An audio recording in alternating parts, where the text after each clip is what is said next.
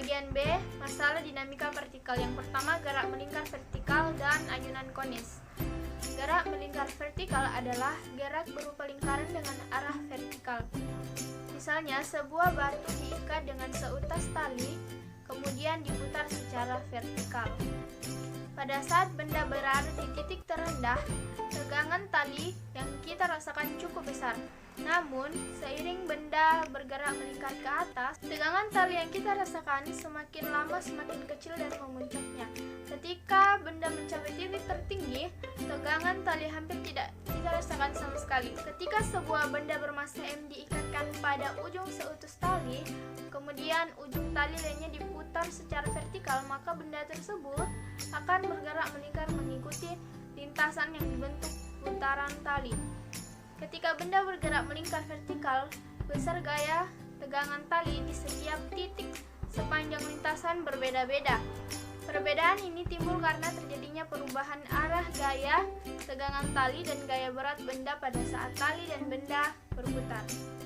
Nah, pada titik A, B, C, D, dan E, arah gaya tegangan tali T dan gaya berat W terdapat pusat lingkaran berubah-ubah. Di titik A atau titik terendah, tegangan tali dan gaya berat bekerja dalam satu garis, tetapi berlawanan arah. Sedangkan di titik E atau titik tertinggi kedua, gaya tersebut bekerja searah. Nah, gaya tegangan tali di 5 titik tersebut, yang pertama itu tegangan tali di titik terendah, dan yang kedua tegangan tali di titik bawah membentuk sudut, dan yang ketiga tegangan tali di titik tengah, dan yang keempat tegangan tali di titik atas membentuk sudut, dan yang kelima tegangan tali di titik tertinggi. Nah, dari penjelasan tersebut kita memperoleh rumus besar gaya tegangan tali di titik terendah adalah T sama dengan MAS tambah W, sedangkan di titik tertinggi besar gaya tegangan talinya adalah T sama dengan MAS min W. Dengan demikian, di titik terendah T merupakan gaya tegangan tali maksimum karena berfungsi untuk mengimbangi gaya berat benda agar benda tidak jatuh ke bawah dan tetap bergerak melingkar. Sedangkan di titik tertinggi, nilai T merupakan nilai minimum karena arah gaya berat searah dengan gaya tegangan tali, sehingga gaya tegangan tali tidak berfungsi untuk melawan gaya berat. Itulah kenapa pada saat titik terendah, tegangan tali yang kita rasakan cukup besar, sedangkan di titik tertinggi kita hampir tidak merasakan tegangan tali. Selanjutnya, ayunan kronis. Nah, ayunan kronis adalah putaran sebuah benda yang diikat pada seutas tali. Ujung atas tali diikat pada satu titik tetap dan benda diputar mengitari permukaan benda kerucut. Ayunan kronis ini sering disebut sebagai ayunan kerucut karena bentuknya seperti bangunan ruang kerucut seperti gambar berikut ini. Nah, pada ayunan kronis seperti ditunjukkan pada gambar di samping, sebuah benda bermassa M diikat dengan tali dengan tegangan T dan diputar horizontal sehingga bergerak melingkar dengan jari-jari R dan tali membentuk sudut theta terhadap arah vertikal. Gaya tegangan tali T akan terurai menjadi dua, yakni ke arah horizontal menjadi Tx dan ke arah vertikal menjadi Ty, di mana Tx sama dengan T sin theta dan Ty T cos theta. Pada benda bekerja gaya berat, W mengarah ke bawah. Selanjutnya, benda-benda yang dihubungkan melalui katrol. Nah, dua buah benda M1 dan M2 dihubungkan dengan katrol melalui sebuah tali yang diikatkan pada ujung-ujungnya. Nah, apabila massa tali diabaikan dan tali dengan katrol tidak ada gaya gesekan, maka akan berlaku persamaan.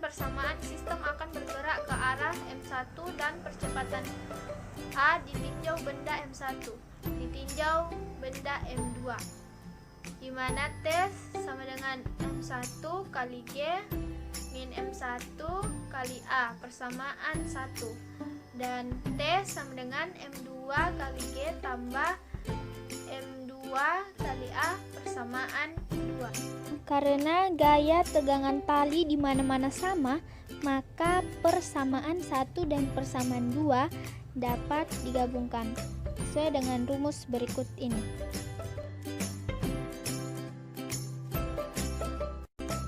Selanjutnya, benda-benda pada bidang miring.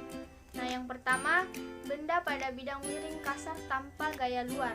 Nah, sebuah benda terletak pada bidang miring kasar tanpa gaya luar dengan garis-garis gaya yang bekerja diperlihatkan pada gambar di samping. Karena bidang miring kasar, maka dalam arah sumbu X bekerja dua gaya, yaitu W sin A dan gaya gesek F.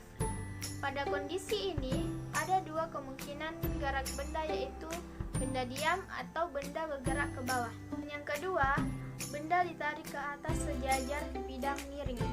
Nah, sebuah benda terletak pada bidang miring kasar ditarik dengan gaya sejajar bidang diperlihatkan pada gambar di samping. Dari gambar garis-garis gaya yang bekerja pada benda, terdapat tiga gaya dalam arah sumbu X, yaitu W sin A, gaya gesek F, dan gaya tarik F.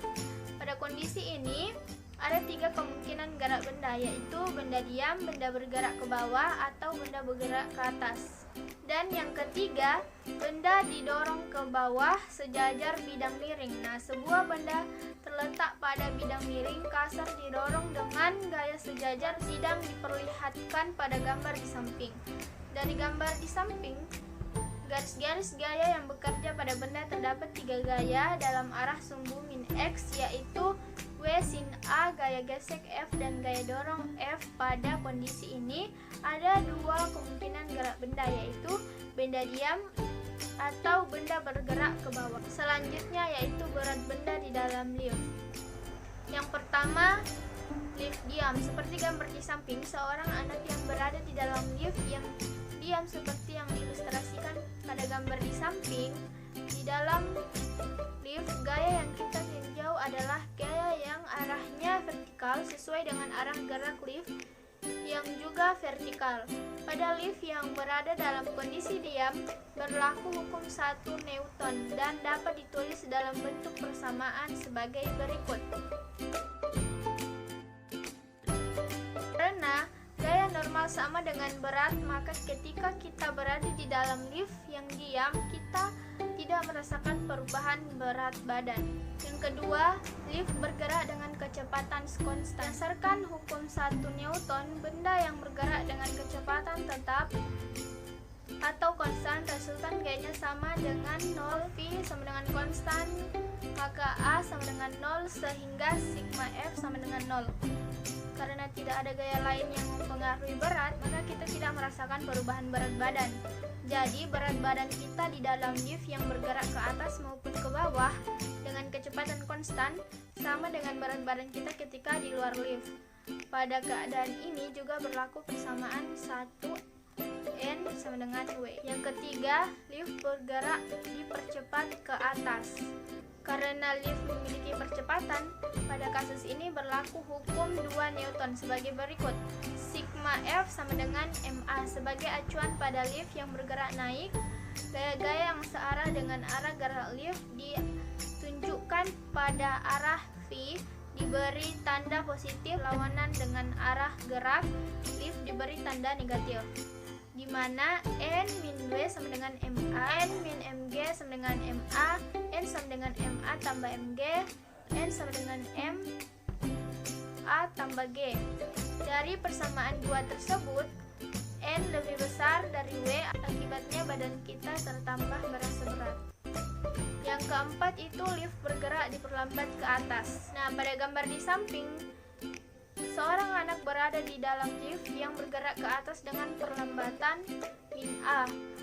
Sama halnya seperti lift yang bergerak ke atas dengan percepatan A dipercepat pada lift yang bergerak ke atas dengan perlambatan min A atau diperlambat. Juga berlaku hukum 2 Newtonnya saja, yang dibedakan adalah harga percepatannya, di mana sigma F sama dengan MA, N min W sama dengan M min A, dan N min MG sama dengan min MA, N min MG sama dengan